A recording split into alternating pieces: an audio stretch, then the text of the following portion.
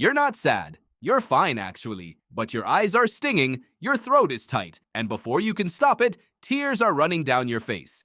You weren't even thinking about anything sad. You were just overwhelmed. You call this crying. But the real answer is far stranger. Tears like this may have almost nothing to do with sadness at all. They may be your nervous system hitting a release valve it was never designed to hide.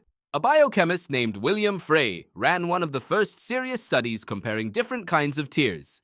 He collected tears from people crying at sad movies and compared them to tears produced by simple eye irritants like onions.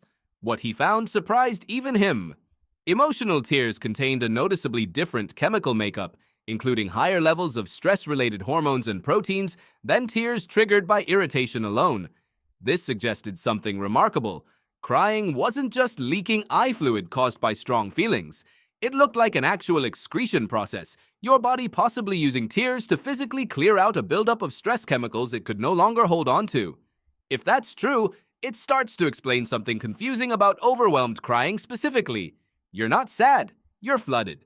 Deadlines, arguments, too many decisions, too much noise, all stacking on top of each other until your system simply tips over. Crying, in this light, isn't an emotional reaction to one specific thing. It's what happens when your body's stress load crosses a threshold it can't manage quietly anymore.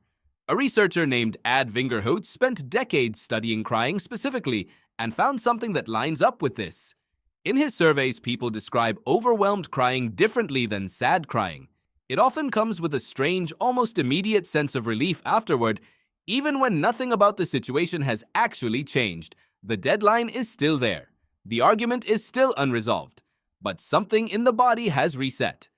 Vingerhoets proposed that crying activates the parasympathetic nervous system, the body's rest and recover mode, essentially forcing a kind of emergency shutdown when the sympathetic system, your fight-or-flight response, has been running too hot for too long.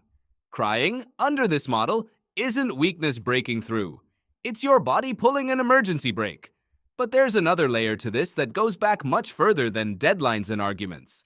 A psychologist named Robert Provine noticed something almost nobody thinks about. Emotional tears physically blur your vision. For a creature trying to survive in a dangerous environment, temporarily losing sharp eyesight seems like an oddly costly response to have evolved. Unless, Provine suggested, that blurriness wasn't a side effect. It was the point. Blurred, visibly wet eyes are hard to hide. They're a highly visible, honest signal that something is wrong. One that's very difficult to fake convincingly.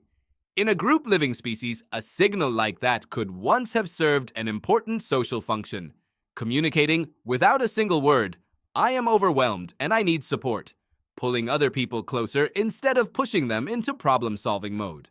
Put these three pieces together, and overwhelmed crying starts to look less like an emotional malfunction and more like an ancient three-part system working exactly as designed. A biochemical release valve for excess stress, a nervous system reset switch flipping you out of fight or flight, and a visible, honest signal built to draw other people toward you at the exact moment you might need them most. Now think about what modern overwhelm actually looks like. A packed inbox, a dozen browser tabs, a day with no clear beginning or end. There's no single sad event to point to, no obvious wound, just accumulated pressure, quietly climbing past a threshold your ancestors' bodies were built to release long before smartphones existed.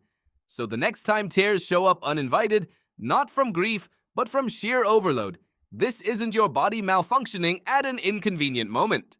It's an old, well-designed system doing exactly what it always has, clearing the pressure, resetting the switch, and quietly signaling that you could use a hand. You're not sad. You're fine, actually. And now, maybe those unexpected tears make a little more sense. Not a crack in you, just an old valve, finally letting go.